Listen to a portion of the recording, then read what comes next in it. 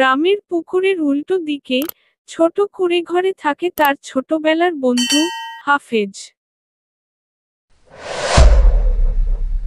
গ্রামের একজন দরিদ্র কিন্তু কঠোর পরিশ্রমী যুবক। হাশেম, হাফেজের ছোটবেলার বন্ধু, যে শহরে গিয়ে বড়লোক হয়েছে এবং গ্রামে ফিরেছে।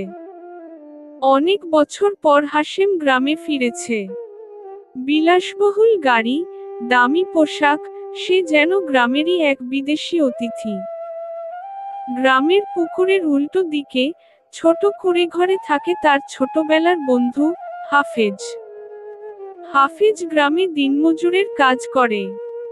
একদিন সন্ধ্যায় হাফেজ মাঠ থেকে ফিরে এসে দেখে হাশেম তার দরজায় দাঁড়িয়ে। দোস্ত, চিনতে পারিস আমাকে? হাশেম হাসিমুখে বলল। হাফেজের মলিন মুখটাও উজ্জ্বল হয়ে উঠল। কত বছর পর! হাশেম এসে হাফেজের ভাঙা টুলে বসল। চারদিকে অন্ধকার, শুধু হারিকেনের ক্ষীণ আলো। কি রে, এখনো এই আঁধারে পড়ে আছিস? হাশেম হাফেজের দিকে তাকিয়ে বলল। শহরে চল না আমার সাথে। আমার কারখানায় কাজ করবি, ভালো মাইনে পাবি, দেখবি তোর জীবন বদলে যাবে। আমার এই জীবন খারাপ কিসে? বেলা ভাত জোটে, আর খোলা আকাশের নিচে ঘুমাই, শান্তি আছে।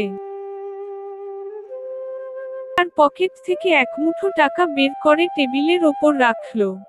এই নে, তোর কুঁড়েঘরটা মেরামত কর। আর শোন, আমার একটা উপকার করবি? হাফিজ অবাক হয়ে টাকার দিকে তাকালো। আমার বাবার একটা পুরনো বদনাম ছিল, তুই তো জানিস, হাশেম বলল। তিনি তোর বাবার কাছে জমি নিয়েছিলেন, কিন্তু টাকা শোধ করেননি। তোকে শুধু একটা কথা বলতে হবে, যে তোর বাবা সব দেনা শোধ করে গেছেন, আর এখন তোদের মধ্যে কোনো বিরোধ নেই। এতে সমাজে আমার সম্মান বাড়বে। এই টাকা রাখো, তোর সারা বছরের রোজগার হয়ে যাবে। হাফিজের মুখ কঠিন হলো। এটা একটা মিথ্যা। তার বাবার জমিটা সত্যিই হাশেমের বাবা জোর করে নিয়েছিলেন, আর সেই দুঃখে তার বাবা শেষ পর্যন্ত অসুস্থ হয়ে মারা যান। সেই দুঃখেই তারা আজও এত দরিদ্র। টাকাটা তোর দরকার, হাফেজ। তোর মা অসুস্থ, শুনেছি। হাশেম সহানুভূতি দেখানোর চেষ্টা করল। হাফেজ ধীরে ধীরে টাকাগুলো হাতে নিল। হাশেমের মুখে বিজয়ের হাসি ফুটল। সে ভাবল, দরিদ্রতা মানুষের বিবেককে কিনতে পারে। সে টাকাগুলো আলীর হাতে ফিরিয়ে দিয়ে বলল, টাকা দিবি কেন? আমি তোর বাবার পাপের শরিক হতে পারবো না। তুই তোর বাবার সম্মান বাঁচাতে চাস, আমি তোকে বিচার করতে আসিনি। কিন্তু আমার বাবার সম্মান তোকে কিনতে দেব না। হাশেম অবাক।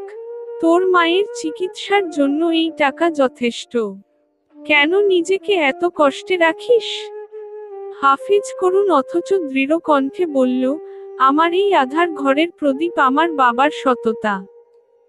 এই প্রদীপ নিভিয়ে তোর দেওয়া আলোয় আমি বাঁচতে চাই না। এই গ্রামে আমার বাবার সম্মান এখনো আছে।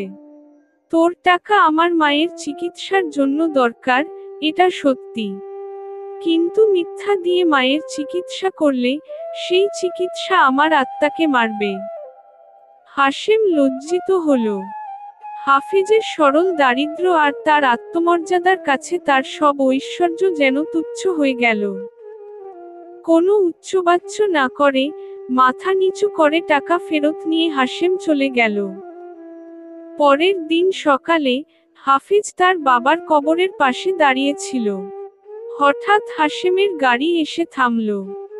হাশেম এবার একা আসেনি, সাথে চিকিৎসক এনেছে। হাশেম এবার টাকা বা মিথ্যা নিয়ে কোনো কথা বলল না। সে নীরবে হাফিজের মায়ের চিকিৎসার ব্যবস্থা করল। সে বুঝেছিল, টাকা দিয়ে সততা কেনা যায় না, তবে অনুতাপ দিয়ে মানবিকতার ঋণ শোধ করা যায়।